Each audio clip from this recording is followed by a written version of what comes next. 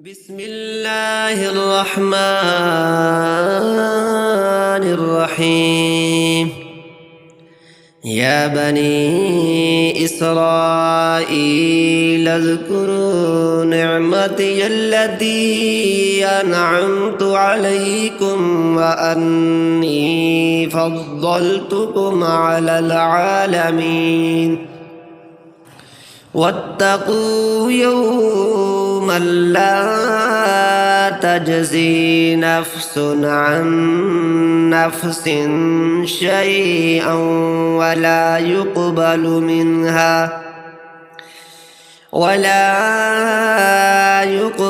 منها عدل ولا تنفعها شفاعة ولا هم ينصرون.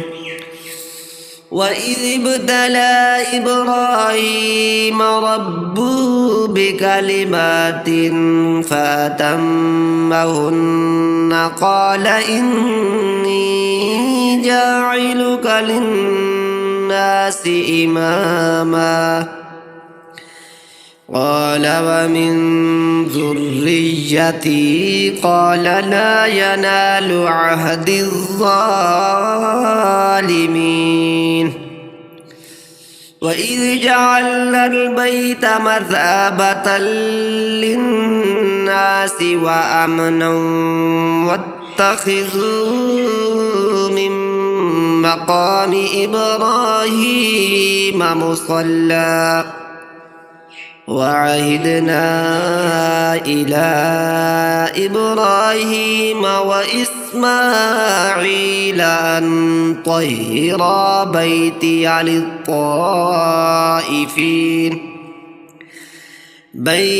للطائفين والعاكفين والركع السجود. وإذ قال إبراهيم رب اجعل هذا بلدا آمنا وارزق أهله من الثمرات من آمن منهم بالله واليوم الآخر. قال ومن كفر فأمتعه قليلا ثم أضطره إلى عذاب النار وبئس المصير. وإذ يرفع إبراهيم القواعد من البيت وإسماعيل ربنا تقبل منا إنك أنت السميع العليم.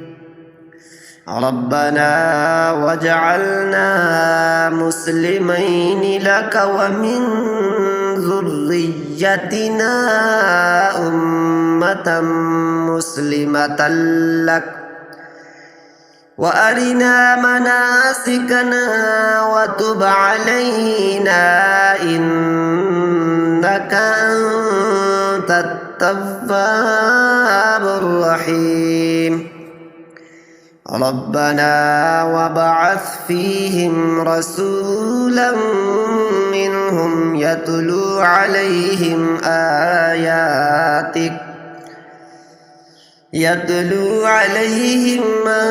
آياتك ويعلمهم الكتاب والحكمة ويزكيهم إنك أنت العزيز الحكيم.